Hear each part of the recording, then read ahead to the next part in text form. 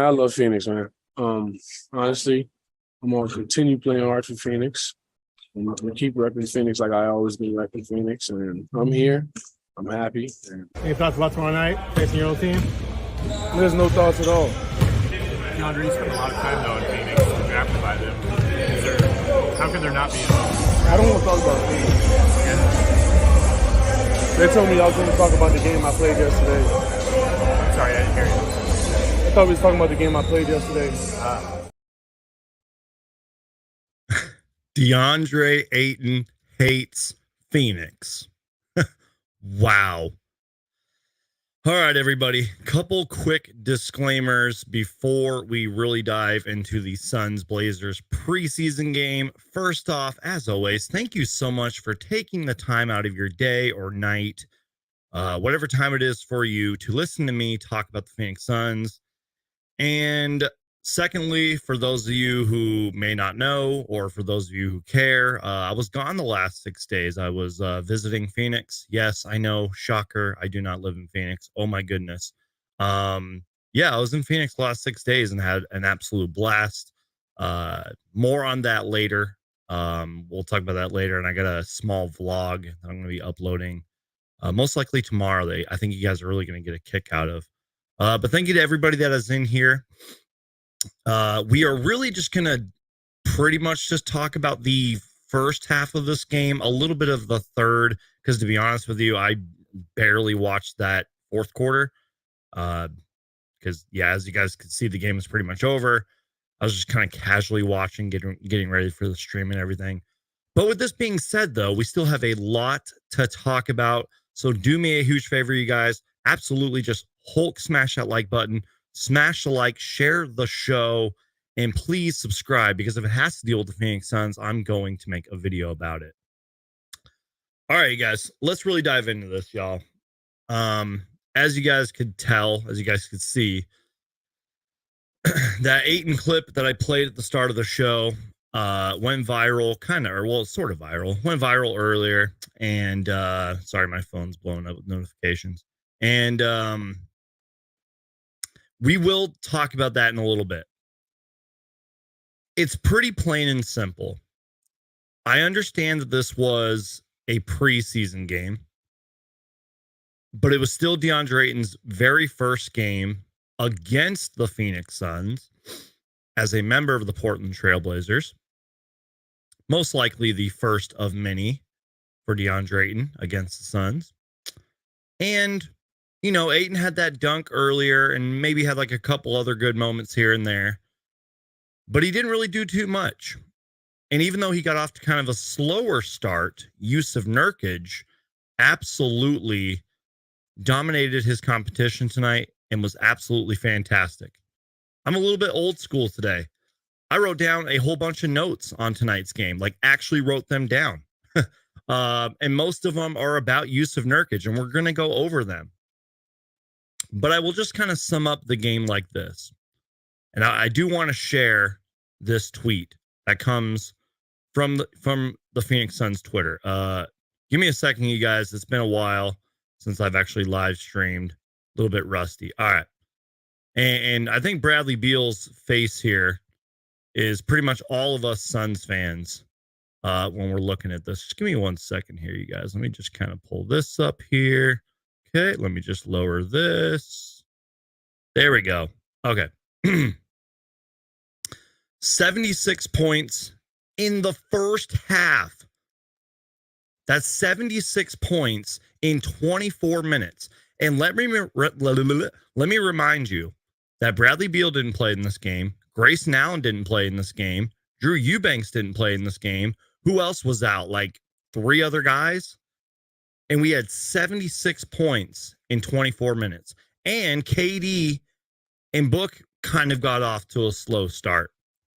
53.7% from the field. 47% from 3. And 19 assists.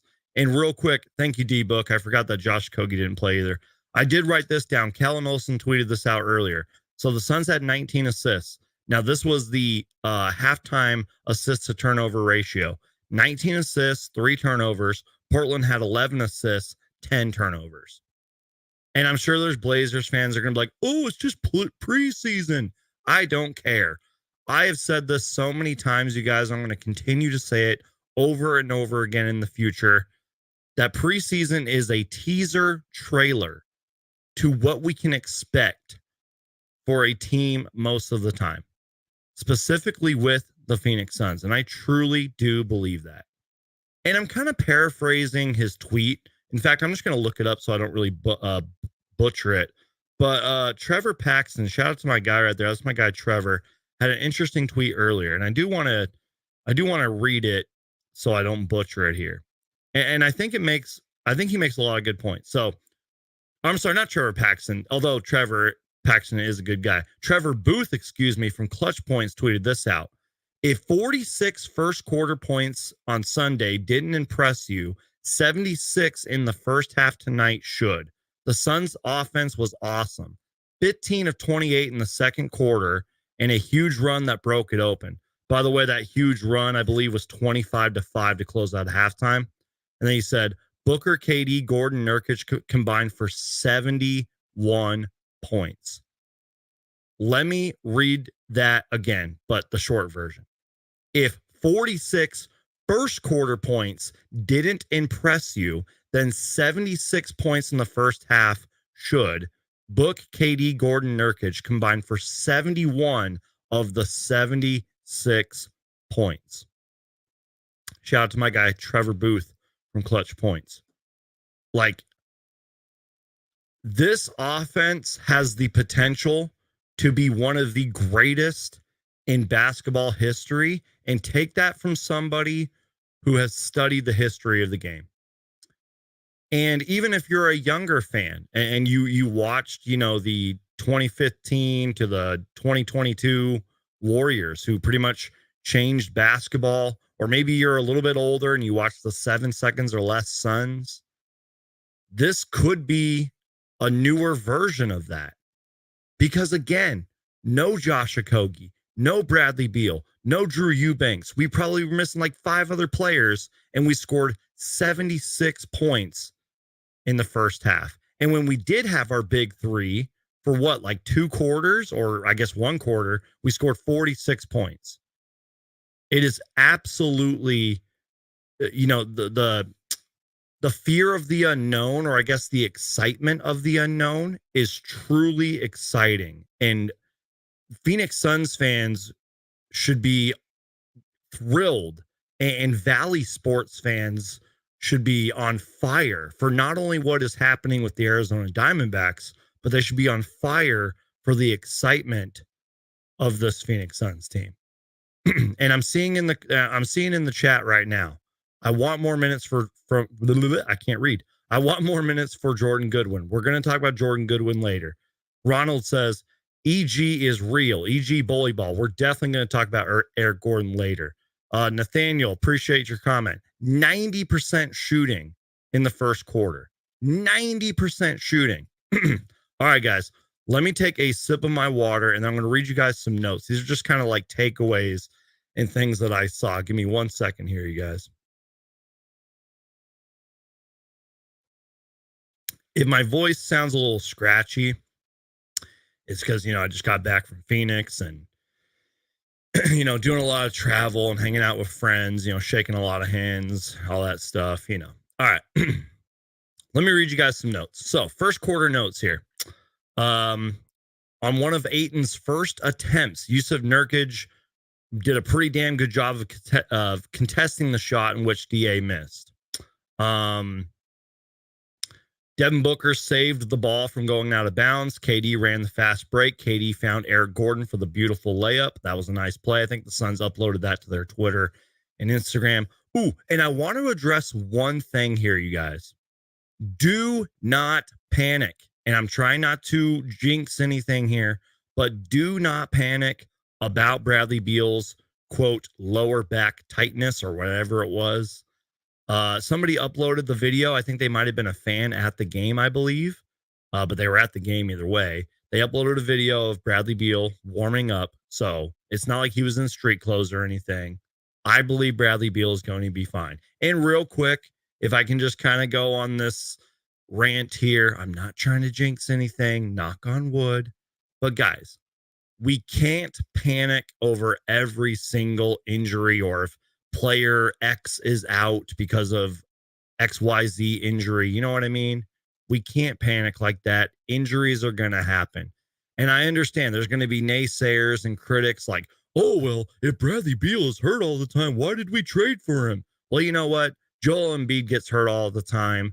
Anthony Davis gets hurt all the time. I could go on and on. Injuries are a part of the game. It's going to happen. And look, I don't wish injury upon anybody, but it's just preseason. I would rather have these injuries happen now than when they really matter down the line and in the playoffs. You know what I mean? So, had to go on that quick little rant. All right. Next up, Booker. Booker passed the ball to Nurkic. Nurkic set the screen, I believe, for Nazir Little. Little. I can't talk. I'm sorry, you guys. Little found Nurkic for the three. That was kind of when I felt like the Suns started going on their big run and everything. Booker at the end of the first quarter had 15 points on 6 for 11 shooting. Now the second quarter is where the notes started going all over the place, and a lot of these notes are about Yusuf Nurkic. Nurkic had that beautiful outlet pass to KD. Nurkic had this one play where he caught the rebound. He went up. He pump faked, and I think he like reversed layup and got the and one. Another Nurkic pass, which I believe is a no look pass. It was kind of like where he was near the free throw line a little bit, and I believe he no looked it to the wide open KD.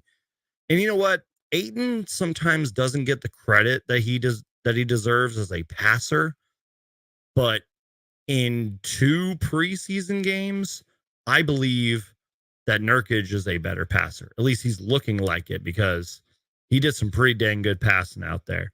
For some reason, Twitter didn't let me upload this clip. There was this one beautiful play where the Suns' ball movement was going all over the place, and it all started and finished with Eric Gordon. The ball was just kind of zipping around. Eric Gordon got it on I believe it was like the 3-point line on the left side. He pump faked a little bit. He drove in a reverse layup. It was a beautiful play, but for some reason, my Twitter and internet connection wasn't letting me upload the play. We kind of talked about it earlier. 76 first half points, 25-5 run to close out the half. Nurkic was great. I believe Nurkic finished the game, and I want to get this correct. I'm going to go to ESPN and look this up. So Yusuf Nurkic in just 21 minutes had 17 points, was a plus 27, 8 rebounds, 5 assists, 2 steals. He did all of that in 21 minutes. Shout out to my guy Logan with the great comment here. First post-game live stream of the season. Hulk smash that like button. Absolutely, you guys. The first of many. As I mentioned before, I was gone the last 6 days on vacation, visiting friends and family and all that. So this is the first of many. The first of many post-game shows, pre-game shows, maybe a weekly or a weekend show. So get ready, you guys. Thank you for the great comment, Logan. You're the man. All right. So yeah, Nurkic, 17, 8, and 5 in just 21 simple minutes. And yeah, he struggled a little bit early on. I believe he got into foul trouble. It is what it is. Damon Allred had a great tweet earlier. I believe the score was like 49-49 at the 6:57 mark. And then all of a sudden, that was when the Suns went on their like 25-5 run or whatever it was. I think it was 49-49 at the 6:56 mark. Suns had 18 points in the final 3:28, 7 for 8 from the field. I believe Kellen Olson had that tweet. Honestly, you guys, those are just sort of my notes. Those are just sort of my takeaways there. Don't worry, there's still more to talk about. And, I went back and I looked at the highlights from the Pistons game, and I went back and looked at the highlights against the Nuggets the other night. And again, you guys, just the potential of this team is just scary good. And obviously, as a biased Phoenix Suns fan, I believe we can make the finals and we can win the championship and everything. But the truth is that it's going to take some time. But if our bench can compete, against the Jamal Murray and a Nikola Jokic and a pretty good Denver squad, and if our bench can, take on a young, scrappy Pistons team, and if our bench can lead us to a big victory over the Blazers, like I was thinking about this today. I'm just excited to see what our role players and our bench can do when our big three are getting consistent minutes. Does that make sense? And that might sound like the obvious, but it's true. Like, we haven't seen this team, and we probably won't see this team, in full until maybe 5-10 games into the season. That's partly due to injuries and the big three getting consistent minutes together. But think about it. When the big three is on the court for like a regular game for like 30 plus minutes each, it is going to be scary. And I think Dennis Scott 3D was talking about this earlier on NBA TV. Like, if our role guys can just hit their shots, I don't know how teams are going to stop us. And I get it. There's every team has flaws. Maybe our weakest position is the big man, position, especially if Nurkic gets into foul trouble or whatever. But like, I'm confident that we can still win the game with our wings and our size and our offense. Even if KD has to play at the 5 position. So it is just scary, you guys. I am super excited. All right. So real quick, a couple things I want to talk about because I saw you guys talking about it in the chat. Okay, what am I doing here? First off, Eric Gordon. I mentioned a couple plays earlier that he did. I believe he didn't miss a shot in the first quarter, if I remember correctly. At least he didn't seem like he did. Eric Gordon is going to have a great season. I really believe that. Because he truly is just that spark plug and that veteran leader that you need off the bench. And we saw how Eric Gordon, especially in those Bahamas games. Shout out to my guy, Matt Boundy, who's in here, by the way. Appreciate you being here, man. Hope you're doing well. We saw how Eric Gordon sort of seemed like regenerated when he was playing with the Bahamas and Deandre Ayton. Like, I saw a different version of Eric Gordon anyways. And it seems like ever since he landed here, and he got here, that he's kind of just been a different player. But due to Frank Vogel and Kevin Young's offense and the way that this team is going to be rolling, especially on nights like this, when they explode in the first half, Eric Gordon's going to have a lot of wide open shots. And again, like, Eric Gordon can be in there with our big three, or at least with one of them, and he's going to put up so many good points. But he can run the offense. He can get to the rim. He can draw fouls. I am so excited for Eric Gordon. And it's not just that. Like, we literally stole him. You know what I mean? And I believe, like, I can't predict the future. I don't know what's going to happen with the Suns. I don't know what's going to happen with the Clippers. But I believe he left the Clippers for a reason. So Eric Gordon was excellent tonight. And he's just another player that I can't wait to see get consistent minutes with our big three. Like, he was so good out there. And then, for the couple of people that are saying, Jordan Goodwin was great as well. There was one play where I swear, like, I would have to go back and look at it, but I swear to God, he got back-to-back stops and forced a turnover. And then after he did it, he like clapped his hands. He was like clenching his fists. He did a lot of good things out there tonight. I uploaded one play he did to Twitter where he took the ball up himself, kind of went, I believe, to the right side, and then kind of just drove in and bullied his way to the rim. I don't know if he drew the foul, but he scored. Frank Vogel's going to love him. Suns fans are going to love him. He's one of those players that picks up at 94 feet. You know what I mean? And he's just a young, sort of Javon Carter-esque competitor, defender. I really think Suns fans are going to love Jordan Goodwin because he can do a lot of good things out there. There was also one play where, like, I think Tamari Kamara, yes, the former Suns rookie, was out there. I forgot who else was on the court, but he kind of like snuck in and flew up for a rebound, and he was the smallest guy on the court at the time. Suns fans are going to love Jordan Goodwin, let me tell you. And when I say he's a competitor, that is an understatement. Let me tell you that. And it was just good to see him because that was the first time, we saw him since Summer League. So, real quick, you guys, let me just do some editing things over here. Okay, real quick, you guys. Ooh, I forgot to talk about this. I feel stupid. I wasn't really looking. I have like 2 notes going on here. Okay. Speaking of Eric Gordon, I think it was like Hoops Central or whatever uploaded this. 20 points tonight, 80% from the field. You heard that right. 20 points on 80% shooting. By the way, he was 60% from 3. He did that in 18 minutes. Can't believe I went this long without talking about Devin Booker, who had 18 points, 5 assists, and 50% shooting from 3 in just 20 minutes. We talked about Nurkic earlier. Kevin Durant had 16 points, 6 assists, 4 rebounds in 20 minutes.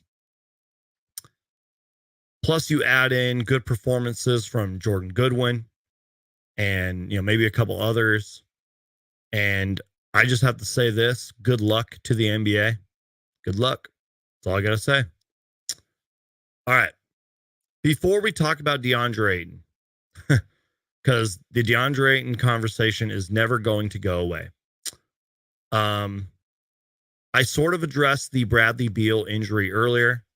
And if I can find it, I guess I could go to my Twitter real quick.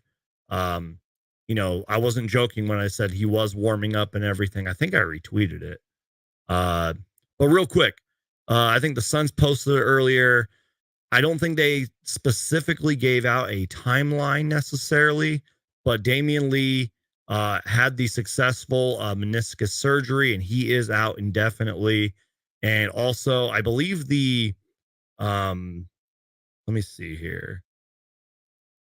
The surgery was performed by the same person or same doctor, I should say, who worked on Aaron Rodgers for his Achilles. There was like some tweet, or not a tweet. It was, I think it was written in Arizona Sports. And I don't want to butcher his last name, but it was Dr. Neil something in Los Angeles. He performed elbow surgery for somebody on the Angels, who I don't even want to butcher that name, and then, Aaron Rodgers. So, but yeah, so unfortunately, Damian Lee is going to be out for a very long time. And also, real quick, let me just share this tweet, because this is what I was kind of talking about earlier. Let me see here. How do I do this?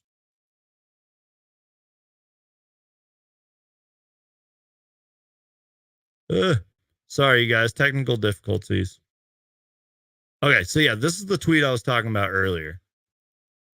As you can see, Bradley Beal, warming up. And, Suns are better on Twitter says it perfectly. For those who were concerned about his, quote, lower back tightness. Yeah, as you can see, he's warming up. I'm sure he's fine. So just wanted to get that out of the way. A couple injury related news. Give me 1 second, you guys. Got to let the dogs out. My apologies.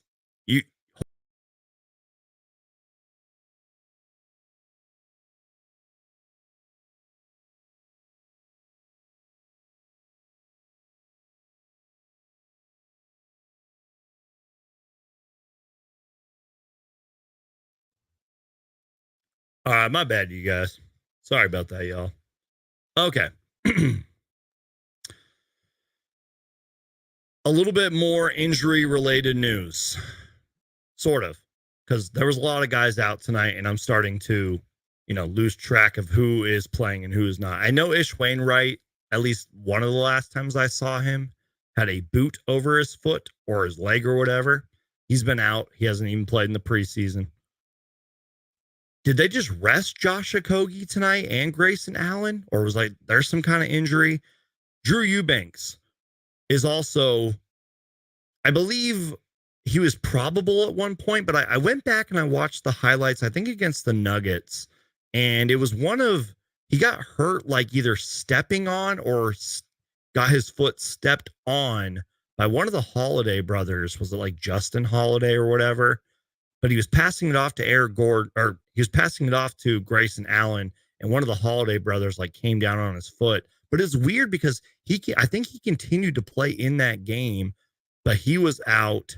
So just had to get that out of the way. All right, y'all, let's get to a couple of comments, and then we're going to kind of react to something.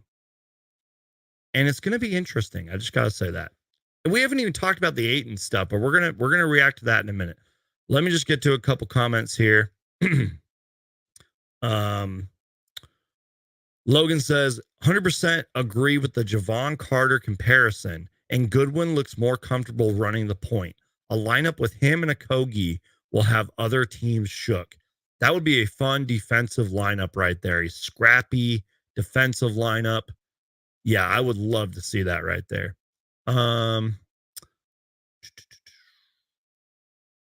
Franks, or I don't know how to pronounce. I see your question about who should get waived. We'll talk about that in a little bit. Ronald says Udoka is a monster inside. Yeah, he sort of had a rough game in my opinion, but I did see that little flush dunk down. I retweeted it. I agree with I do agree. Down low, he's good, but he made a lot of mistakes out there. Eric Gordon was playing like a all-star tonight, says Logan. Abraham says, love EG's energy. Getting him at a minimum contract was a steal. Absolutely. DA proved nothing. DA proved himself nothing. All right. That's a good segue right there. Let's talk about Deandre Ayton. And if you missed the clip from earlier, I'll just play it again as Vision Plasma says, Dominurkage is greater than dominating. Let's just replay the clip from earlier. Man, I love Phoenix, man. Honestly, I'm gonna continue playing hard for Phoenix. I'm gonna keep repping Phoenix like I always been repping Phoenix, and I'm here. I'm happy. Any thoughts about tomorrow night facing your old team? There's no thoughts at all. Deandre, you spent a lot of time though in Phoenix, drafted by them. How could there not be? I don't want to talk about Phoenix. They told me I was going to talk about the game I played yesterday. I'm sorry, I didn't hear you. I thought we was talking about the game I played yesterday. Okay. The first comment, or not comment, the first thought I thought when I saw that video of Ayton was how stubborn that is. And I really want to keep repeating the word stubborn. You know, you don't have to answer every question the media asks you. I get it. And maybe a small part of me guesses why I understand why you said, I want to talk about the game yesterday. But like, apparently somebody from the Blazers media told him that there would be no Suns related questions. But you have to think, if you're Deandre Ayton, that these questions were going to be asked eventually. And I don't know if Ayton said anything or not. Like, I'm checking my Twitter right now, sort of. I don't know if Ayton has said anything. But it's just so stubborn of him. You know what I mean?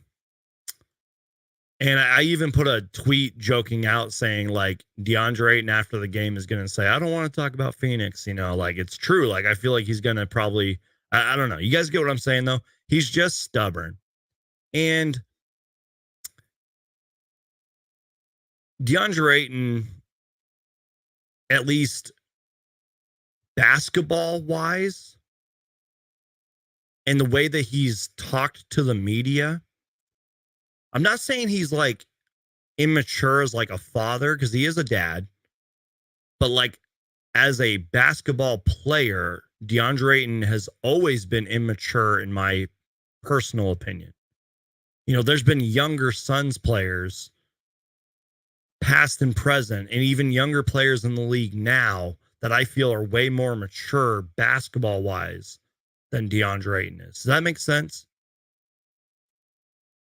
And when again, just the very first time I saw that clip, I wasn't even mad. I just kind of just shook my head and just said, that's so stubborn of Ayton, so arrogant. You're going to eventually have to talk about Phoenix. And look, I understand you bumped heads with Monty Williams. And I know that this is easy to say now, but I always had a theory that Devin Booker and DeAndre Ayton did not like each other. And I thought that way back when we were like in the bubble. I was like, dude, just DeAndre Ayton and Devin Booker just don't seem like they like each other. Sure, there might have been a few good moments on the court and they might have said they liked each other, the media, but I just had a feeling that they just did not like each other. And, you know how there's the famous like GM, LeBron James being the GM and all that. I'm not saying Kevin Durant's like this, but I do get the vibe that him and KD probably didn't like each other. Sure, maybe they liked, playing basketball at times with each other, but I doubt they liked each other, or maybe DeAndre Ayton would still be on this team. And I guess my point is that DeAndre Ayton he just has a lot of growing up to do in the league. And I can't wait until he actually does talk about Phoenix, because eventually you're going to have to. And maybe this is why we traded him. Maybe because of comments like that. And I don't have insider information. I'm not behind the closed doors of the Suns organization, So I don't know what happened behind closed doors. So I'll give DeAndre Ayton the benefit of the doubt with that. But was it really so terrible here in Phoenix, DeAndre, that you had to just say, I don't want to talk about Phoenix? You know what I mean? And was it really that bad here, DeAndre? Yes, Suns Twitter can be the absolute worst. And people like me, like content creators and podcasters and the media can be ruthless. But you had fans here, DeAndre. I was one of your biggest fans. I believed in you, even though I criticized you a lot. It was all criticism because we knew you could be so much better. But was it really that bad here, DeAndre? You were the first overall pick in Phoenix Suns history. You're a millionaire. You got paid a max contract. We believed in you when we probably should have traded you. And, sure, you bumped heads with your head coach. But I don't know, man. DeAndre Ayton's very stubborn. He just needs to grow up, man. So you guys probably think, oh, he's done talking about DeAndre Ayton now. Unfortunately, I'm not. And I'm not trying to stir the pot here, you guys. I'm not trying to sound like a lip reading expert here, because I am far from that. But, oh, and by the way, I forgot to read this earlier. DeAndre Ayton, not his best game. 23 points, 23 minutes, 7 points, 6 rebounds, 3 assists. He was a negative 11 in the plus minus. All right. So, not trying to stir the pot here, but I do want to show you guys this. Let me just click out of this real quick. So, I don't know if this, I'm sure this, I don't know who originally uploaded this, but this was just the clip that I saw anyways. Maddie on Twitter, it's Phoenix Suns with a Z 25, uploaded this, and I thought we would just react to it real quickly. Oops, let me just do this. Sorry, guys. Oh, I guess we do have to click this button. One man show here, you guys, and I do see some comments that I want to get to, and then we'll probably wrap up the show. Okay.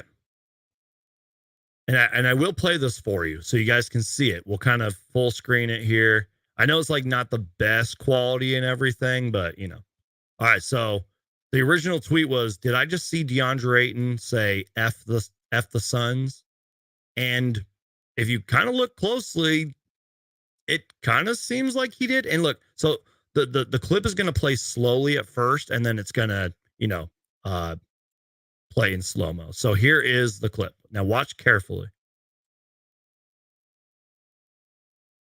It kind of looks like he does say it. I'm not trying to like stir up drama here, but like it kind of looks like he says F the Suns, man. Like he adds in the man at the end. I want to hear from you guys. Like, do you guys think he said that? I don't know. I'm just saying. Like, was it really that bad here, Deandre, that you had to say F the Suns, man? And I get it. He had a bad game tonight. It was his first game against the Suns. He probably wanted to have like a big revenge game. I don't know, man. You guys tell me if I'm wrong about all this Deandre Ayton stuff. Let me know if I'm wrong about Deandre Ayton saying F the Suns, man. You guys let me know. Anyways, enough about Deandre Ayton, y'all. Let's get to some comments. Let me just click out of something here. Okay. All right, guys. So, as we did before, I read you all my notes. I read you guys the stats that I wanted to read y'all. So I'm just going to get to some comments. Then we'll probably just wrap up the show.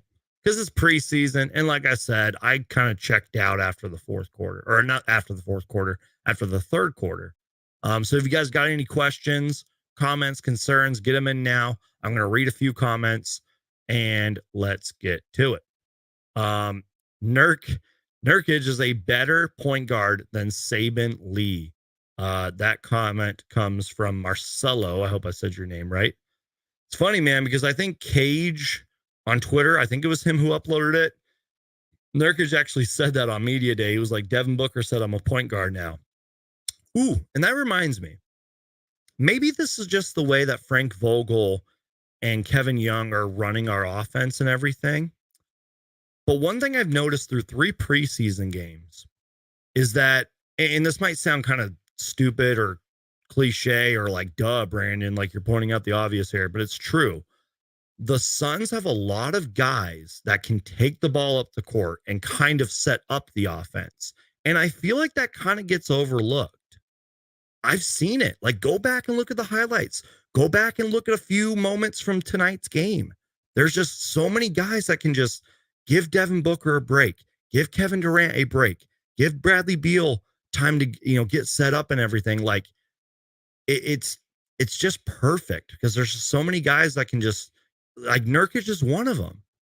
It's crazy. Like, Yusuf Nurkic can take the ball up the court and get Devin Booker the ball where it needs to be and set up a play. And I love it, man. So you know what? If Nurkic is our point guard, Bradley Beal's our point guard, I don't even care, man. We got a lot of guys that can run the ball, set up the offense. It's great. I love the fact that Nurkic can rebound and run with the ball to find the open man at half court, says Abraham. Exactly. Let's see. Book had nothing to say about Book had nothing. I can't read, you guys. You know that. I can't read. Book had nothing but positive things to say about DA and his former teammates. Then this bum Ayton unfollows him and refuses to speak about his time here. That is true. It was posted that Deandre Ayton unfollowed Book and KD and the Suns. Shout out to my guy, Matt, who says, yeah, I mean, I think it's kind of the same reasons that he just wasn't able to lock into a full game if he wasn't getting his touches. He still has a lot of growing up to do. Shout out to my guy, Chris, who says, what's up, Geek? Can't wait for your videos for another whole season. Watching from Ireland. Appreciate you, man. Shout out to Ireland. Always stay awake for your show. The game at 6 a.m. You the man. I appreciate you, brother. Shout out to Ireland and shout out to you. Marcelo says KD can be a lot of things, but he's not a lazy player. That's why he don't like Ayton and Simmons. Yep. I agree with that. Keyword and all that is lazy and work ethic, which those guys don't really have. Vision Plasma makes a good point here. Not that I'm like defending Deandre Ayton here, but Deandre Ayton could have said, F this shit, man. That's a good point, Vision. Shout out to you, man. DA looks tough, but still soft. I will say that one dunk that he had must have felt nice against his old team. But like after that, I think he might have like blocked a shot. I don't really remember him doing too much. I never wanted to say it when he wore a Suns jersey, but Ayton seems to have a minimal self-awareness. Preach. Explains his low basketball IQ and off-the-court conduct. Let me read sort of that middle part. Ayton seems to have a minimal self-awareness. Exactly. That's what I was saying about like sometimes his comments to the media, like I'm dominating. You know what I mean? Like his self-awareness. It's like, dude, like, are you watching yourself? Are you watching your highlights from game to game? I agree with you, Logan, 100%. Matt says, yeah, I think to an extent it's going to be a quote point guard / playmaker by committee this year, and I think it will work out fine. I think how you worded that, Matt, is exactly what Frank Vogel from day one like envisioned. Like, we don't need a point guard, man. We got multiple ball handlers, multiple point guards and playmakers, guys that can take it up the court. I agree with you. He clearly wanted to have a big prove it game today, but once he got that one flashy dunk, he fell off, couldn't keep up with the energy, a show we've seen countless times. Thank you for bringing that up, Logan. So I listened to the broadcast, and look, I don't know Chauncey Billups and his coaching staff very well, but one of the broadcasters did say this, that Chauncey Billups apparently said that he wants to play with a lot of up-tempo and pace and, running the fast break and all that. And I do remember the broadcaster saying this, that he wants all of the Portland Trailblazers players up the court within 3 or 4 seconds. So pretty much like a run and gun, 7 seconds or less. You know what I mean? So, even though Deandre Ayton's gotten in better shape over the years, Deandre Ayton better get ready to run if that's how Chauncey Billups is going to be running this Blazers offense.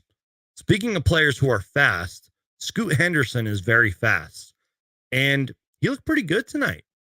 Like, yeah, we all know him for his like explosiveness and, flashy dunks and all that, but the kid can play, man. He's fast. Andrew Tate says third quarter got me so nervous. Like, why? Like, just preseason,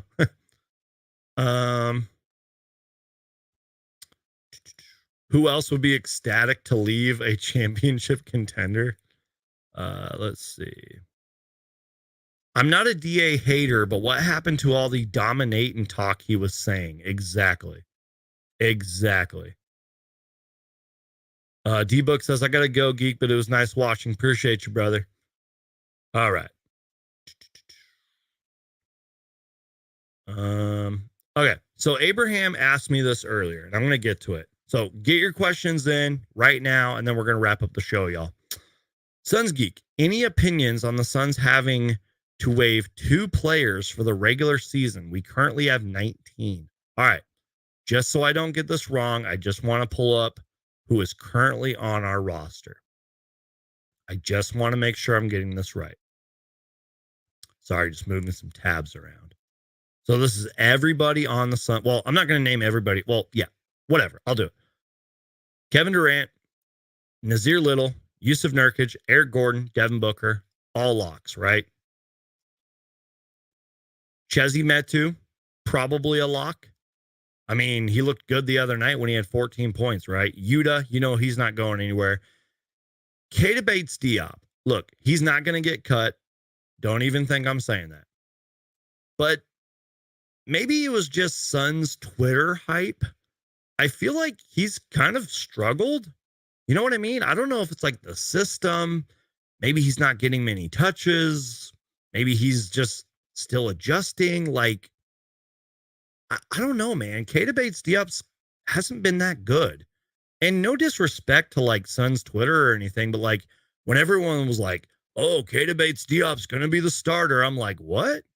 I'm like, dude, we still have Josh Okogie, man. Like, I just never saw that. You know what I mean? And look, maybe he'll come out next game and prove me wrong, and I'll be like, holy crap, KDB needs to be the starter. But like, he hasn't looked that good, man. He's not getting cut though. Let me tell you that. He's too good of a player for that. Azubuike, I can't pronounce his last name. He could potentially get cut despite having 9 rebounds tonight. Bol, he's not going anywhere, even though he struggled tonight. Keon Johnson, maybe. Saban Lee, I love Saban Lee, man. And look, you know, we've had the point guard talk a lot. We do kind of need a guard. I will say that. Jordan Goodwin's not going anywhere. Drew Eubanks isn't going anywhere. We all know Okogie, Beal, Lee, Grayson Allen aren't going anywhere. I don't mean to pick on Ish Wainwright here. I really don't. And I know he's kind of a fan favorite. You know, I've made videos about him. I love his success story. He's a good dude. But I think because he got injured, we could potentially see Ish Wainwright get cut. Don't quote me on that. I think because of the unfortunate injury and the timing, he could get cut. But I don't know. Maybe Frank Vogel loves him. Maybe assistant coach Kevin Young puts in a great word for him and says, don't cut him. Maybe Keon Johnson. I don't know. Let me know who you guys think. Hot take here from VT824, who says, sorry, let me just click out of this real quick. I got multiple screens going on. Scoot is going to be rookie of the year.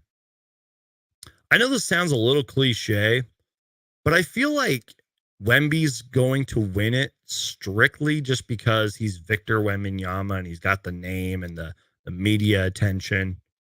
But I could see a scenario where like Scoot is really close and there's like a few other rookies, you know, right behind him. But yeah, Scoot is going to be a great player one day, I believe. An exciting player. Like I know we can't really judge a player just off the eye test. Like he's literally played in 2 preseason games. And I know it's not all about the eye test, but for me personally, like I see a good player in Scoot Henderson just from what I've actually watched. You know what I mean? He just seems like a really, really good player. I moved away from Phoenix a few years ago. I can relate to that. I love your channel and I've been watching for a while. Just subscribe. Thanks, man. I appreciate that. Quick reminder, you guys, although I encourage you to subscribe, you do not have to subscribe, but just keep watching. That's all that YouTube wants you to do. They just want you on the platform and they want you watching. But hey, a nice Hulk smash, you know, the like button, you know, wouldn't hurt either. Bol has looked bad. I guess this is why I've seen people call him the bowler coaster, because it seems like he'll have a few moments where he'll have like back-to-back baskets, maybe a good defensive play here and there, and then just we don't hear from him the rest of the game. But in tonight's game, I remember he was on the court, but I don't remember anything else. Bol. I really hope he doesn't get cut, man. I really don't. I don't know, man. All right, you guys. So I think that's it, y'all. Just a couple more comments. Let's see here. So Lee says, so it's Lee and Ish. Although I don't want Saban Lee cut, probably. That's the difficult decision that Frank Vogel, James Jones, the coaching staff are all going to have. They're going to look at all 19 of these players. And whether I like them, whether you like them, whether the Suns Twitter and all them like them, they're going to have to be like, sorry, these are the 15 players we're going into the season with. But I thought we had a third two-way spot available. I don't know how that works. I don't know. Vision Plasma says, will D. Lee also be on the chopping block for the same reason? I don't know, man, because again, with all due respect to Ish Wainwright, it just feels a little different for Damian Lee. Like it, in my opinion, it just wouldn't make sense to just waive him just because he got hurt. Like the dude can still shoot. You know what I mean? Like he had some good moments for us last year. I just don't see it, man. Let's see. Ayton has PTSD facing his old team, says Samuel. Good question here from Matt. If D. Lee goes on the injured reserves list, do we still have to cut two? That's a great question. Actually, I might have to look into that. Also good to see that Tamari Kamara has been getting some minutes with the Blazers. Yeah, I haven't actually seen the highlights yet, but apparently in that game against the New Zealand Breakers, apparently he had like a really good game. I'm gonna have to go back and watch the highlights. You're the man, bro. Yes, sir. Finally hit that button. I appreciate it. Classy nasty with the 100 emoji. If I had to predict, it's probably going to be either Ish or Lee. All right, you guys. I think that's it, y'all. Again, I appreciate your guys' support. Thank you guys for carrying my channel through another off season, and I really mean that. I mean, you guys saw the weeks and the days would go on where they'd be like no Suns news, nothing really to talk about, and you guys were still watching and supporting my channel. And again, I encourage you guys to subscribe. You don't have to, but just keep watching. Turn on those notifications. Hulk smash the like. Watch the videos. And I know that they're super annoying, but watch the ads because that helps me keep the lights on in here. You know what I mean? I appreciate you guys. I love you guys. God bless y'all. Stay safe. Crazy world we live out there. Just be nice to people, man. Be kind and patient to people. I love you guys. I'm so pumped for the next Suns game. And yes, many, many more live shows to come, pre and post game, videos, YouTube shorts, TikToks. Follow me on Twitter, Instagram. I love you guys. As VT8 says, blessings, good night, go Suns. Exactly. I love you guys. I'm out of here. Peace out. Go Suns. Oh, yeah. And by the way, if it has to deal with the Phoenix Suns, I'm going to make a video about it. Oh, one more thing. If you guys missed it, I was on the PHNX podcast. Yes, I know many of you know them. PHNX, Gerald, Espo, Lindsay, Saul, all them. It was a great show. I'm going to have a vlog, sort of. It's like a short vlog tomorrow, sort of like a behind the scenes, if you will. Gonna upload some stuff. It's going to be a great vlog. I hope to have that out before like afternoon time in Phoenix. So stay tuned for that. Love you guys. God bless. Peace out. And as always, go Suns. Peace.